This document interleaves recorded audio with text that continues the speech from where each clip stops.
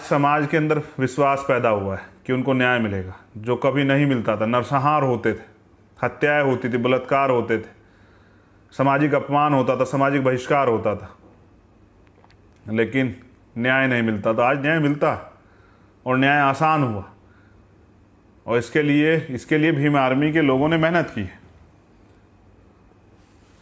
बड़ी बात यह है कि बहुत सारे लोग भीम आर्मी से जुड़ना चाहते हैं, आज़ाद समाज पार्टी से जुड़ना चाहते हैं।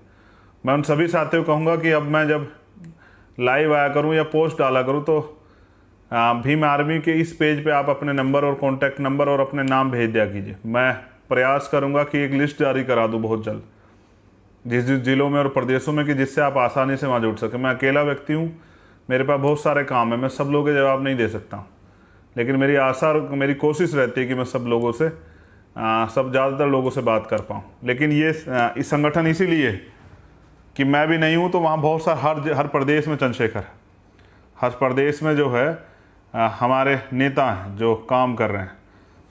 अब मैं नौजवानों के लिए दो चीज़ों पे बहुत ज़रूरी बात करना चाहता हूँ। पहली बात, मिशन चलाने के लिए चाहिए क्या? ईमानदारी, कार्य के प्रति, अपने लक्ष्य के प्रति, अपने समाज के प्रति संघर्ष, खूब संघर्ष, हवा हवाई नहीं, ज़मीनी संघर्ष, आम जनता के बीच जुड़ाव, लोगों के बीच जाके उनके दुख सुख को सुनना, वो संघर्ष का हिस्सा है। लोगों को जाके तैयार करना, समझाना। तीसरी बहुत जिम्मेदारी की जो चीज़ है वो है प्रतिज्ञा, संकल्प। और जिसने जब जब प्रतिज्ञा ली है और उसके साथ उतनी मेहनत की है, वो आगे बढ़ा। और गुलामी काटने की प्रतिज्ञा ली बाबा साहब अम्बेडकर ने, पाखंडवाद को ख़त्म करने की प्रतिज्ञा ली तथागत बुद्ध ने। पाखंडवाद, झूठ, अंधविश्वास के खिलाफ आंदोलन चलाया संत श्रोमणी सतगुरु रविदास जी महाराज ने, संत कबीरदास जी महाराज ने, गुरु नानक देव ने। और बहुजनों को शासक बनाने की सच्ची प्रतिज्ञा की मान्यवर काशीराम साहब ने। तो वो कहते थे, तमन्ना अगर सच्ची हो तो रास्ते हजार होते हैं, तमन्ना अगर झूठी हो तो बहाने हजार होते हैं। तो सच्ची प्रतिज्ञाएं सफलता की तरफ लेके जाती हैं। और सबसे ज़्यादा ज़रूरी है त्याग। बाबा साहब अम्बेडकर चाहते तो किसी देश के प्रधानमंत्री बन जाते, वो चाहते तो विदेश में अपने परिवार के साथ रह लेते, वो चाहते तो बड़े उद्योगपति बन जाते, वो चाहते तो दुनिया के सबसे बेस्ट इंटेलेक्चुअल्स बन जाते। लेकिन उन्होंने चुना क्या? त्याग।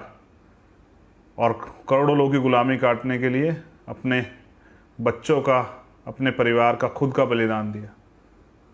ऐसा ही त्याग किया मान्यवर काशीराम साहब ने।